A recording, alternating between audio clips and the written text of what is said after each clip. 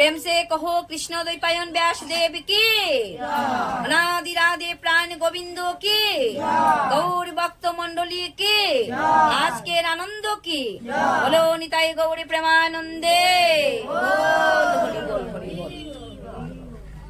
আমরা সবাই শ্রীমদ ভাগবত গীতার ধ্যান করব। সবাই আপন আপন নয়ন বন্ধ করে প্রাণ গোবিন্দের ধ্যান করব। কেন শ্রীমদ ভাগবত গীতা, যে গীতা হচ্ছে ভগবানের হৃদয় স্বরূপ। এই গীতাকে আশ্রয় করিয়া স্বর্গ মর্ত পাতাল তিন জগৎ তিনি পালন করিয়া থাকেন। এই জন্য বলা হয়েছে যে শ্রীকৃষ্ণ হৃদয়ম গীতা সংসারে ময়লা নাশিনীম, আমাদের সংসারের সকল প্রকার ময়লা আবর্জনা সবকিছু তিনি নাশ করেন। জ্ঞানম ভক্তিম মুক্তিম, তিনি কি করেন? জ্ঞানকে বিকশিত করেন। তিনি জ্ঞানকে বিকশিত করেন, বর্ধিত করেন, ভক্তি বাড়াইয়া দেন। তৎপশ্চাৎ কি করেন? সবাইকে মুক্তি দেন। হরে কৃষ্ণ হরে কৃষ্ণ। সবাই যাতে আমরা মুক্তি পেয়ে আপন পিতার কাছে ফিরে যেতে পারি, শ্রীমদ ভাগবত গীতা সেই জ্ঞান প্রদান করিয়াছেন। সংসার সাগরম দুরম তন্তুম ইচ্ছতি যো নরো গীতা পাঠম সমাসাদ্য পারম জাতি শোকেন চো। যে মানুষ সংসার রূপ সাগর পার হইতে চায়, উত্তীর্ণ হইতে চায়, উনার কি কর্তব্য? সেই গীতা রূপ তরণীর আশ্রয় গ্রহণ করা। তরণী শব্দের অর্থ হলো নৌকা। যিনি সেই নৌকার আশ্রয় গ্রহণ করেন তিনি অনায়াসে পার হইয়া যান।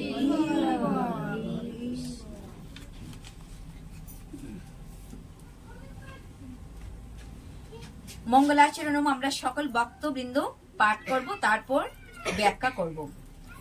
ওম পার্তায় প্রতিবোদিতং ভগবতে নারায়ণেন স্বয়ং ব্যাসেন গ্রথিতং পুরাণ মুনিনা মধ্যে মহাভারতম অদ্বৈতমৃতবর্ষিণীম ভগবতীমষ্টাদশদায়িনীম অম্বতামন সন্দধামি ভগবদ্গীতে ভবেদেশিনীম। নমস্তোতে ব্যাস বিশাল বুদ্ধে পুল্লারবিন্দায় তো পত্রনেত্র যেন তোয়া ভারত তৈল পূর্ণ প্রজ্বলিত জ্ঞানময় প্রদীপ প্রপন্ন পারিজাতয় তত্রবত্রৈকোপানৈ জ্ঞান মুদ্রায় কৃষ্ণায় গীতামৃত দুহে নমঃ। হে গীতা দেবী, হে মাতে, আমরা সকল ভক্তবৃন্দগণ আপন আপন মস্তক অবনত করে তোমার রাঙ্গা শ্রীচরণে প্রণতি নিবেদন করি। ভগবান শ্রীকৃষ্ণ অষ্টাদশ অধ্যায়ে 18 অধ্যায়ে অমৃত রূপী বৃষ্টি বর্ষণ করিয়াছিলেন। কোথায় করিয়েছিলেন? কুরুক্ষেত্র যুদ্ধক্ষেত্র স্থানে। তখন যিনি অন্ধ রাজা ধৃতরাষ্ট্র উনার অমাত্য সঞ্জয়কে বলিয়াছিল, হে সঞ্জয়, ধর্মক্ষেত্রে কুরুক্ষেত্রে আমার পুত্রগণ এবং আমার ভাতৃপুত্রগণ পাণ্ডবগণ উপস্থিত হইয়া ধর্মক্ষেত্র এবং কুরুক্ষেত্রে উপস্থিত হইয়া তাহারা কি করিল? কেন বলেছে ধর্মক্ষেত্র এবং কুরুক্ষেত্র? তিনি তো বলেননি সেই কুরুক্ষেত্র স্থান কোথায়, একথা তো বলেনি। বলেছে ধর্মক্ষেত্র কুরুক্ষেত্র। তাহলে কোথায় সেই ধর্মক্ষেত্র, কোথায় কুরুক্ষেত্র? আমাদের প্রতি জীবের অন্তরে অন্তরে সেই ধর্মক্ষেত্র রয়েছেন এবং কুরুক্ষেত্র রয়েছেন। কুরুক্ষেত্র রয়েছে যখন সত্যগুণে সত্তায় পরিণত হয় জীব, তখন দেবতার পূজা করার জন্য, ভগবানের পূজার জন্য যখন প্রাণটা আকুল হয়ে ওঠে, তখন আমাদের এই ক্ষেত্রটা, ক্ষেত্র কোনটি? মানব দেহরূপ ক্ষেত্র হলো এক এক জনের এক একটা জমি। এই ক্ষেত্রটা হয়ে ওঠে ধর্মক্ষেত্র। আর যখন আসরিক প্রকৃতি প্রবল হয়ে ওঠে তমগুণের প্রভাবে, তখন এই দেহটাই হয় কুরুক্ষেত্র। হরি বল। কৃপাজিত হয়ে এই অমৃত বৃষ্টির ফুটা একটি মাত্র গ্রহণ করিতে পারে, তথাপিও প্রাণ গোবিন্দের কৃপার ফলে অন্তিম কালে বৃন্দাবনে যাই।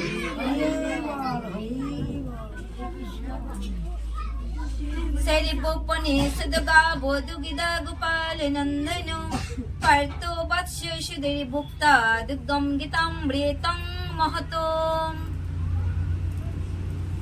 ভগবান কৃষ্ণচন্দ্র রাখাল বেশে, গোপ বেশে তিনি গাবি দহন করিতেছেন। এখন গাবি হলেন স্বয়ং শ্রীমদ ভগবত গীতা। ভগবান কৃষ্ণ বলছেন যে আমি যখন আমার মুখ থেকে এই গীতামৃত রসসুধা বাহির হয়েছিল তখন তা ছিল গীত আকারে, তখন পুরুষ আকারে ছিল, কিন্তু এভাবে তো কেউ পান করবে না। মানুষ তৃষ্ণার্ত হয়ে মাতৃদুগ্ধ পান করে, তৃষ্ণার্ত হয়ে জল পান করে। বিনা তৃষ্ণার্ত ছাড়া তো কেউ জল পান করবে না, করবে কি? তাহলে এবার তিনি কি করলেন, যে গীতাকে গাবি রূপ দিলেন, যাহাতে এই জগতের সবাই, স্বর্গমর্ত পাতালের তিন লোকের সবাই যাহাতে সেই গাভীর অমৃত দুগ্ধ পান করিতে পারে। আর এই অমৃত দুগ্ধ যে তিনি কি করত, অর্জুন কি করছেন, দুধ পানাইতেছে, আর ভগবান শ্রীকৃষ্ণ গোপবেশে তা দুহন করিতেছে। দুহন করে কি করছেন, ভক্তর সমাজে বিতরণ করছেন, যাহাতে সেই দুগ্ধ পান করে ভক্তগণ ভগবানের নিত্য দামে যাইতে পারে। হরিবল। বসুদেবসুতং দেবং কংসচারিরমার্দনম দেবকী পরমানন্দং বন্দে কৃষ্ণ জগতি গুরুম। বসুদেব পুত্র হলেন বাসুদেব, আর মাতা দেবকীর পরমানন্দদায়ক ভগবান শ্রীকৃষ্ণ। ভীষ্ম দ্রোণ তোটা জয়দ্রথ চলা গান্ধার নীলতে পোলা। যে পিতামহ ভীষ্ম, দ্রোণ, জয়দ্রথ, গান্ধার, শল্য সকল যারা যুদ্ধক্ষেত্রে উপস্থিত ছিল, যখন সর্বশ্রেষ্ঠ যারা যুদ্ধার্থী বা যুদ্ধে যারা বিশারদ নিপুণ, তারা সবাই সেই যুদ্ধক্ষেত্র উপস্থিত ছিল। কেন গোবিন্দায় নমঃ? যাদেরকে সম্মুখ সমরে যারা যুদ্ধে এই বীরগতি প্রাপ্ত হয়, মানে এই যুদ্ধক্ষেত্র থেকে পলায়ন হয় না, সম্মুখ সমরে যারা যুদ্ধে প্রাণ বিসর্জন দিয়ে বীরগতি প্রাপ্ত হয়, তাদের কি হয়, ভগবান স্বয়ং বৈকুণ্ঠে তাদের গতি করে দেন। হরিবল। এই বিরাট যুদ্ধক্ষেত্র স্থানে একটি নদী বহে গিয়েছিল, সেই নদীটার নাম হলো রণ নদী। গঙ্গা নদী বইছে, বরাক নদী বইছে, জলে পরিপূর্ণ, কিন্তু রণ নদী কিসে পরিপূর্ণ, যুদ্ধার্থীদের রক্তে পরিপূর্ণ, রক্তে পরিপূর্ণ। এত বিরাট যুদ্ধার্থীরা কেমন করে রণ নদী উত্তীর্ণ হয়ে গিয়েছিল, কথা হলো এখন সৌতীর্ণা কলু পাণ্ডবই রণ নদী কৈবর্তক কেশব। কৈবর্তক শব্দের অর্থ হলো যিনি কেয়া পারাপার করেন, কেয়া ঘাটের মাঝি। কেয়া ঘাটের মাঝিকে কেশব, কেশবকে ভগবান কৃষ্ণচন্দ্র। এই ঘাটের মাঝিকে, এই রণ নদীর মাঝি হলো ভগবান প্রাণ গোবিন্দ স্বয়ং। ভগবান প্রাণ গোবিন্দ স্বয়ং কেয়া ঘাটের মাঝি থাকার কারণে এই যুদ্ধার্থীরা যতজন তাদের বীরগতি প্রাপ্ত হয়েছিল, সবাই প্রেমানন্দে বৈকুণ্ঠ ধামে গিয়েছে। পরশর্য বাচ সর্য মামলম গীতার্থ গন্ধতে কটম নানাকেন কিসরম হরি কথা সংবদানা বোধিতম। সর্য মামলম গীতার্থ গন্ধোৎকটম নানাকেন কিসরম হরি কথা সংবদনা বোধিতম।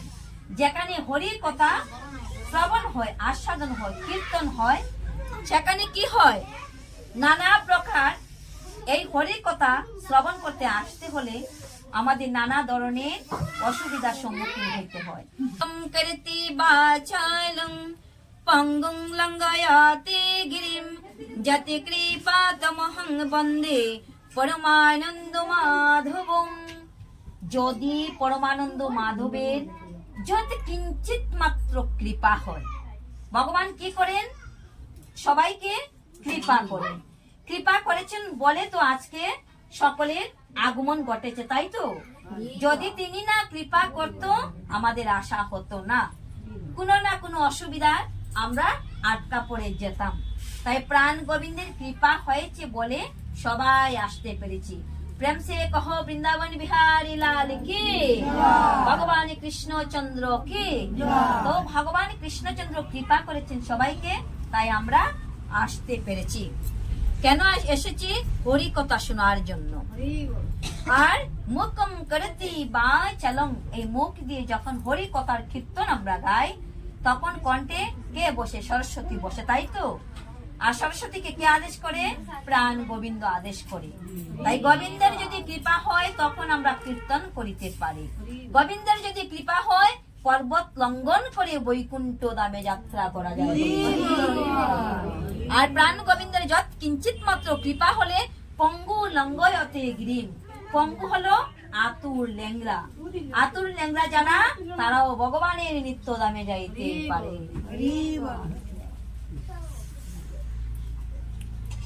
जैन ब्रह्मा वरुण इंद्र रुद्र मरुतो स्तनन्ति देवै सबै वेदै संग पद क्रमोपनिषद गायन्ति जमे सामग ध्यानवस्थित तद्गतेन मनसा पश्यन्ति जमे योगिन यशान्तं न विदुषुरासुरगुणा देवाय तस्मै नमो नमः।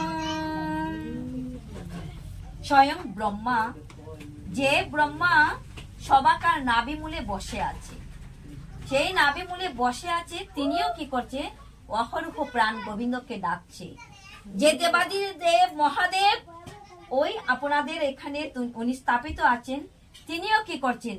তিনিও সদাই হরে কৃষ্ণ কৃষ্ণ কৃষ্ণ হরে হরে, হরে রাম রাম রাম হরে হরে তিনিও জপিতেছেন। ব্রহ্মা চতুর্মুখে ডাকছেন, দেবাদি দেব মহাদেব ডাকছেন, বরুণ ইন্দ্র রুদ্র মরুদ সবাই ভগবান প্রাণ গোবিন্দকে ডাকছে। আমরা তো অতি সাধারণ মানুষ, তাই সবাই ভগবানকে ডাকছে। ধ্যান অবস্থিত তদ্গতেন মনুষ্য প্রশান্তি জম যুগিনু, সবাই ধ্যানে ব্যস্ত হয়ে প্রাণ গোবিন্দকে ডাকছে। ওরা ধ্যানে ব্যস্ত থেকে, কিন্তু প্রাণ গোবিন্দ আমাদেরকে কোথায় পাঠিয়েছেন? সংসার ধর্ম পালন করার জন্য। তাই সংসার ধর্ম পালন করার পাকে পাকে যদি আমরা সুযোগ পাই, সময় পাই, তাহলে হাতে করব কাম আর মুখে বলা হরি, অনায়াসে হয়ে যাবে ভব সিন্ধু পার। হাতে কাজও করব আর মুখে হরিও বলবো, তাহলে ভগবান প্রাণ গোবিন্দ আমাদেরকে অনায়াসে পার করিয়ে দেবেন। ভগবান প্রাণ গোবিন্দ নারদকে বলেছিলেন, হে নারদ। নারদ যখন প্রশ্ন করেছিল, হে ভগবান, তোমাকে যারা ষোড়শ উপচারে পূজা করে তুমি শুধু তাদের গৃহে যাও, তাই তো? প্রাণ গোবিন্দ বলছে, নারদ, একথা তোমাকে কে বলেছে? আমি তো কখনো তাই বলিনি। আমি বলেছি কি, যজ্ঞ কোনটি? জীব শ্বাসে প্রশ্বাসে যখন আমাকে ডাকে, সেটাই হলো প্রকৃত যজ্ঞ। শ্বাস নিতেও ডাকছে, শ্বাস গ্রহণ করতেও ডাকছে, ত্যাগ করতেও ডাকছে, এটাই হলো প্রকৃত যজ্ঞ। তাই নারদ, আমাকে যদি আমার ভক্ত ডাকে, আমার ষোড়শ উপচারের প্রয়োজন হয় না। পত্রম পুষ্পম ফলম তুম যৌমি ভক্তা প্রযোজ্যতে তদহং ভক্ত পরিতম স্নামি প্রযতাত্তন। জানো নারদ, যদি কোনো ভক্ত আমাকে প্রাণেপণে ডাকে, মন দিয়ে ডাকে, যদি হ্যাঁ গোবিন্দ বলিয়ে একটি বার ডাকে, তাহলে আমি সেই ভক্তের ডাকে ইশারা দেই। আর কি জানো নারদ, যদি আমার ভক্তের কাছে কিছু নেই, তুলসী পত্র গঙ্গা জল সহিত কিঞ্চিত মাত্র ফল দিয়ে যদি বলে, হে গোবিন্দ তুমি আমায় কৃপা করো, হে প্রাণ গোবিন্দ তুমি আমার মতো অদমকে একটি বারের মতো তুমি দয়া করো, তাহলে জানো নারদ, আমি সেই ভক্তের গৃহে যাই। কারণ আমার ভক্তের কি আছে সেটা আমি জানি। অন্তর্যামী ভগবান অন্তরে জানেন, তার প্রমাণ। কাকে কি করবেন তা প্রভুর আছে মনে, প্রভুর মনে আছে, তাই তো? আমাদের অন্তরে তিনি বিরাজমান পরমাত্মা রূপে। জীবাত্মা হচ্ছে এই এক একটি দেহ জমির মালিক, কিন্তু পরমাত্মা হচ্ছেন এই বিশ্ব ব্রহ্মাণ্ডের মালিক। তাই তিনি সবাকার কবর রাখেন, কাকে কি দিয়ে রেখেছেন।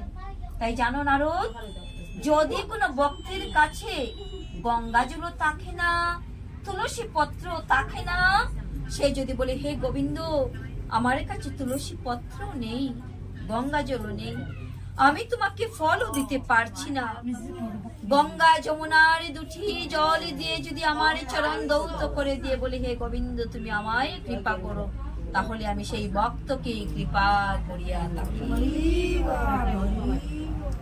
আমরা হয়তো অনেকে বলি প্রাণ গোবিন্দকে ডাকার আমার সময় নেই, ভগবান আমাকে এমন এক সংসারে ঝামেলা দিয়েছে, আমি ভগবানকে একটু ফলও কিনে দিতে পারছি না। কিন্তু প্রাণ গোবিন্দ আমাদের নিকট থেকে তা চাইছেন না।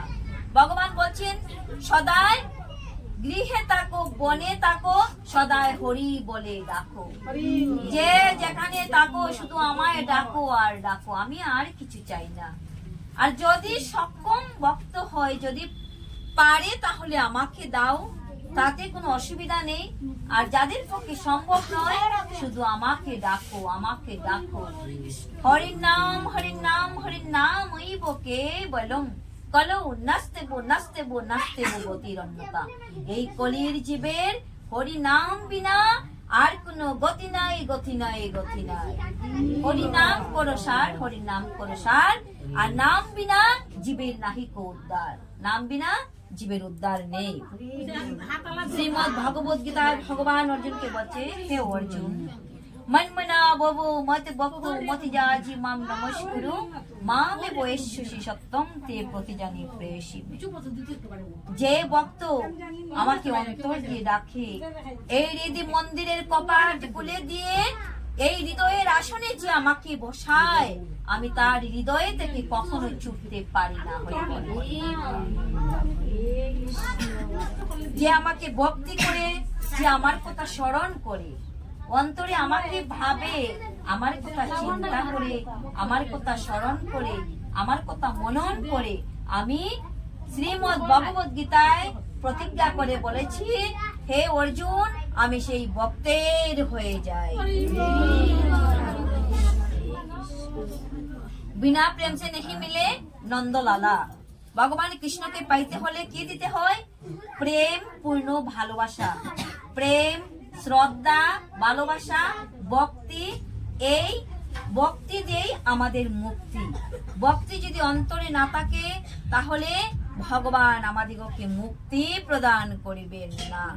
তাই সাধুগুরু বৈষ্ণবের নিকট আমার একান্ত ভক্তি ও প্রণতি নিবেদন রইল, আপনারা আশীর্বাদ করবেন যেন আমার মতো অধম এই কৃষ্ণ সভা, এই ভক্তগণের সঙ্গে সঙ্গ করিতে পারে জনমে জনমে। হরে বল।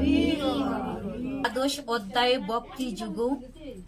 অর্জুন উবাচ एवं सततो युक्ता जे भक्तास्तम परिजुपासते जे चापक्षरम् अभक्तम् तेषां के जुगोवित्तमा। श्री भगवान् उवाच मयि अविश्यो मनो जे मां नित्ययुक्ता उपासते श्रद्धया परयोपेतास्ते मे युक्तो मामता। जेत कर्मनिर्देशमभक्तं परिजुपासते सर्वत्र मोचिन्तो कूटस्थमचलं ध्रुवं सम इन्द्रियं राज्यं सर्वत्र समबोधय ते प्राप्नुवन्ति मामेव सर्वभूतो हितेरताः।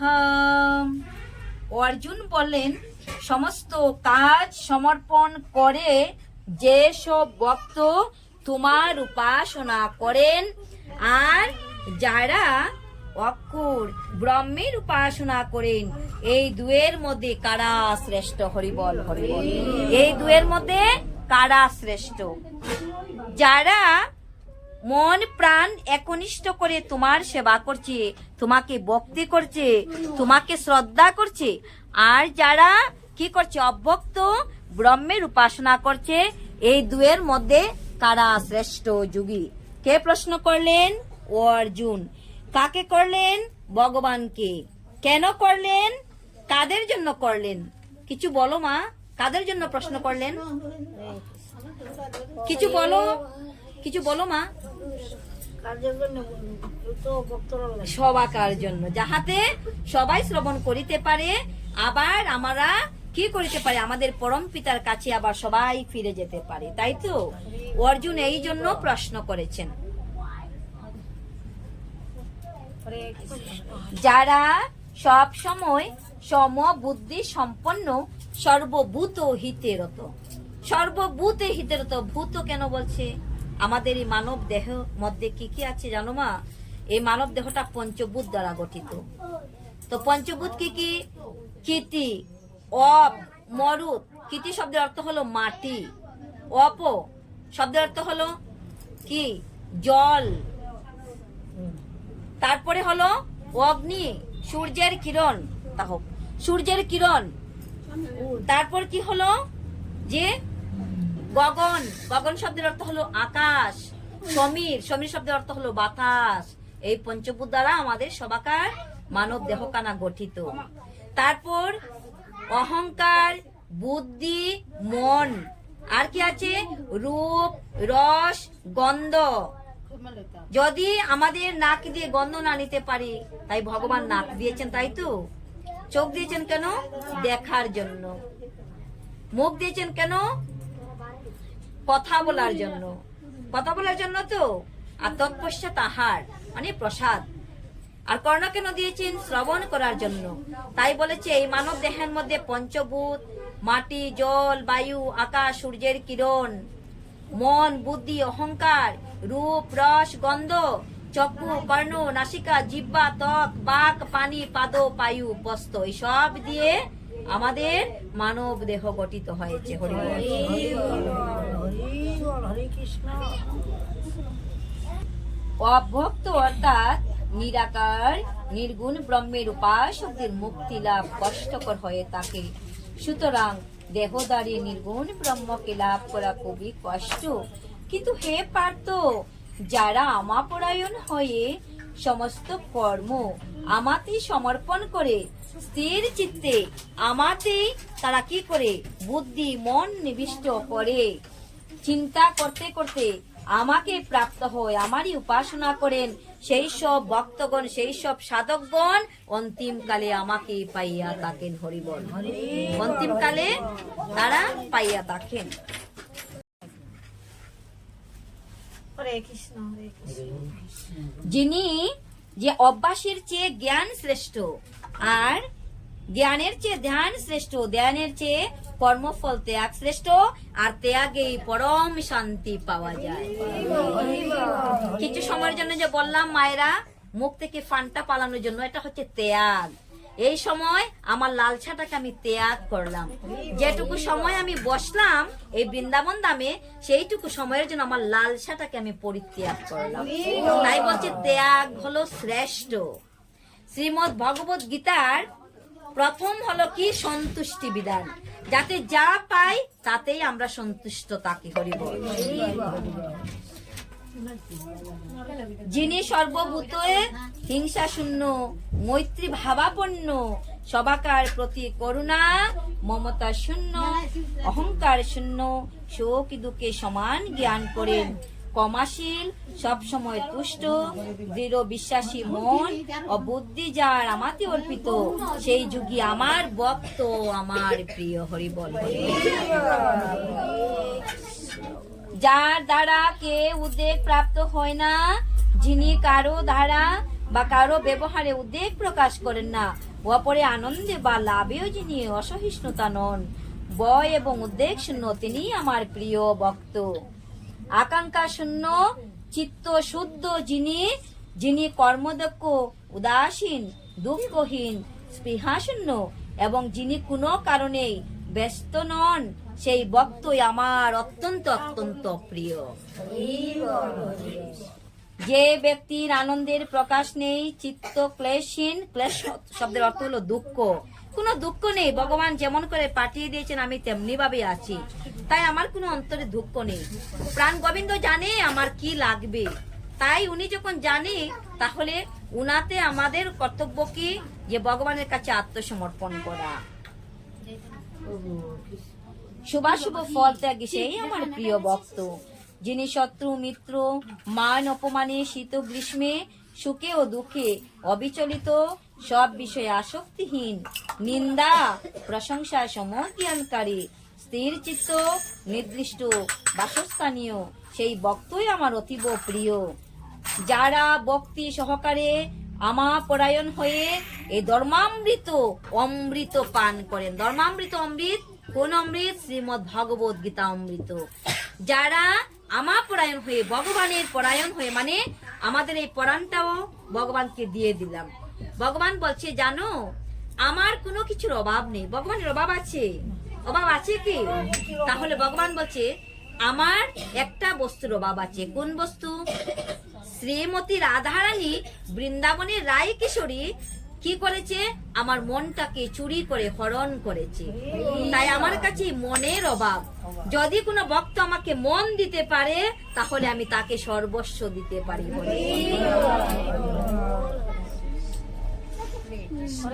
যারা ভক্তি সহকারে আমার এই ধর্মামৃত অমৃত পান করেন, আমাকে আত্মসমর্পণ করিতে পারেন, তারাই আমার অতীব প্রিয় ভক্ত। হরে কৃষ্ণ হরে কৃষ্ণ। ইতি শ্রীমদ ভগবদ গীতার ভক্তিযুগ নামক দ্বাদশ অধ্যায় সমাপ্ত হলো। আর কৃষ্ণ প্রেম অনুরাগী গৌর ভক্ত বৃন্দগণ প্রেমানন্দে বাহু তুলে হরি হরি। দ্বাদশ অধ্যায় আজকের জন্য এখানে আমরা বিশ্রাম হয়ে যাক। শ্রীমদ ভগবদ গীতার আমরা গুহ্য নাম আমরা সবাই আপন আপন কণ্ঠে উচ্চারণ করব। তার পূর্বে ওম নমো ভগবতে বাসুদেবায় সকল ভক্তবৃন্দগণ মিলে আমরা কীর্তন করব।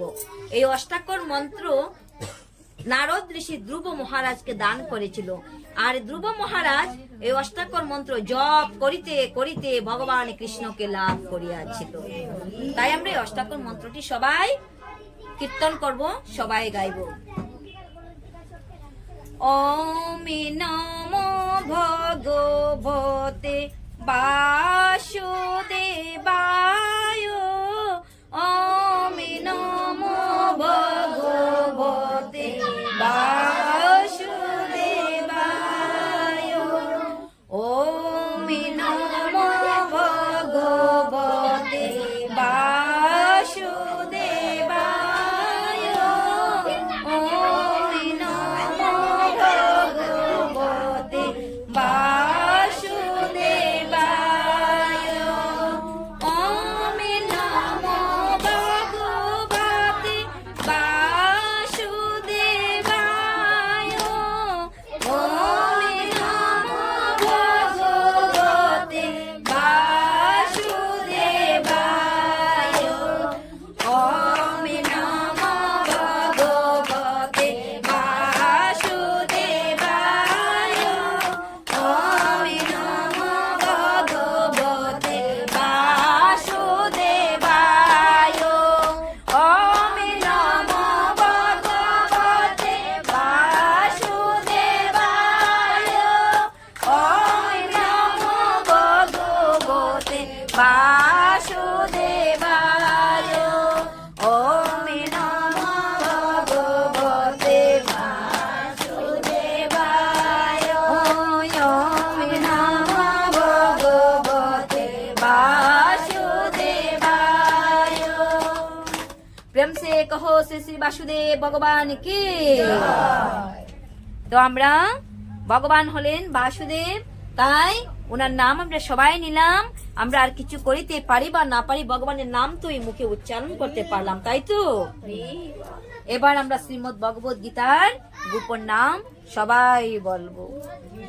গঙ্গা, গীতা, সাবিত্রী, সীতা, সত্তা, পতিব্রতা, ব্রহ্মাবলী, ব্রহ্মবিদ্যা, ত্রিসন্ধ্যা, মুক্তি গেহিনী, অর্ধমাত্রা, চিদানন্দা, ভবগ্নি, ভ্রান্তি নাশিনী, বেদত্রয়ী, পরানন্দা, তত্ত্বার্থ জ্ঞান মঞ্জুরি।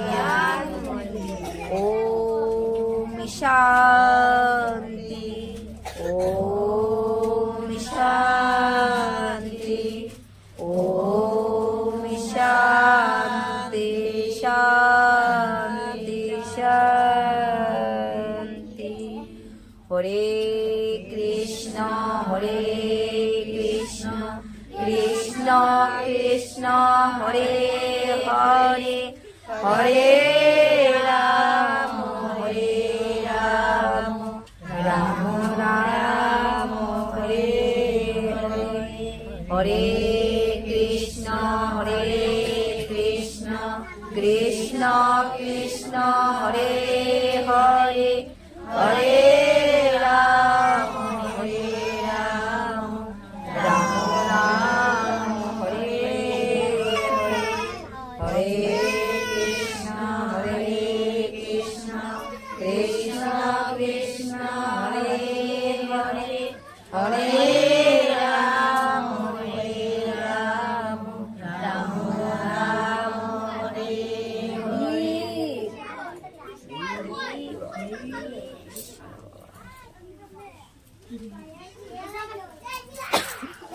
গীতার মধ্যে তো রাখা আছে, বাড়তে করতে লাগে।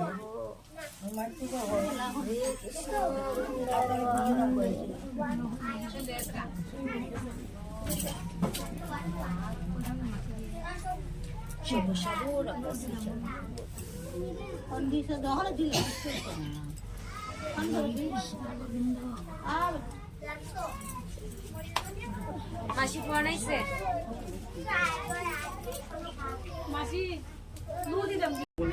হে ধনঞ্জয়, স্থিরভাবে আমাদের চিত্ত স্থির করতে যদি সমর্থ না হও, তাহলে অভ্যাসের দ্বারা আমাকে লাভ করতে চেষ্টা করো। এখন ভগবান কৃষ্ণ কি বললেন অর্জুনকে, হে অর্জুন, তুমি যদি তাও না করো তাহলে অভ্যাসের দ্বারা সমর্থ হও। তুমি অভ্যাস করো, অভ্যাস করিতে করিতে তুমি পারিবে। যদি অভ্যাসে অসমর্থ হও তাহলে আমার কাছে তুমি চিত্তকে স্থির করো। আমার প্রীতি লাভের জন্য কর্ম করলে তুমি সিদ্ধি লাভ করবে। আমার জন্য তুমি কর্ম করো, তাও যদি তুমি অসমর্থ হয়ে যাও, আমাকে সন্তুষ্টি বিধান করার জন্য আমার কর্ম তুমি করো, তাহলেও তোমার কি হবে? তোমার ঊর্ধ্বগতি লাভ হবে। হরি বল। ঊর্ধ্বগতি কোথায়? বৈকুণ্ঠ লোক, শ্রী বৃন্দাবন ধাম, তাই তো? তাহলে সবাই চলো আমরাও একবার শ্রী বৃন্দাবনে যাই। প্রেম সে কহো শ্রীমতী রাধা রানী কে, শ্রী বৃন্দাবন বিহারী লাল কে। সবাই চলো আমরা কোথায় যাব? বাহু তুলে বৃন্দাবনে যাব। সবাই গাইব। চলো চলো রে শ্রী বৃন্দাবন ধাম, গাইব শ্রী জয় রাধার নামে। চলো চলো রে শ্রী বৃন্দাবন ধাম, গাইব শ্রী জয় রাধার নাম। চলো চলো রে বৃন্দাবন ধাম, গাইব শ্রী হরে রাধা রাধা গাইব, শ্যামা শ্যামা গাইব রে। রাধা রাধা গাইব, শ্যামা শ্যামা গাইব রে। রাধা রাধা গাইব, শ্যামা শ্যামা গাইব রে। রাধা রাধা গাইব, শ্যামা শ্যামা গাইব রে। নামে লাগে না, নামে লাগে না কোনো বিধান, গাইব শ্রী জয় রাধার নাম। নামে লাগে না, নামে লাগে না কোনো বিধান, গাইব শ্রী জয় রাধার নাম।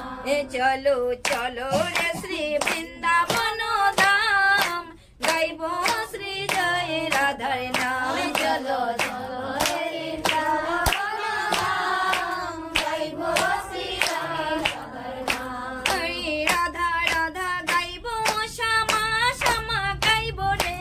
রাধা রাধা গাইব, শ্যামা শ্যামা গাইব। নামে লাগে না, নামে লাগে না, নামে লাগে না, নামে লাগে না কোনো বিধান, গাইব শ্রী জয় রাধার নাম। নামে লাগে না, নামে লাগে না, নামে লাগে না কোনো বিধান, গাইব শ্রী জয় রাধার নামে। নামে লাগে না, নামে লাগে না কোনো বিধান, গাইব শ্রী জয় রাধার নাম। চলো চলো রে বৃন্দাবন ধামে, গাইব শ্রী জয় রাধার নাম। চলো চলো রে বৃন্দাবন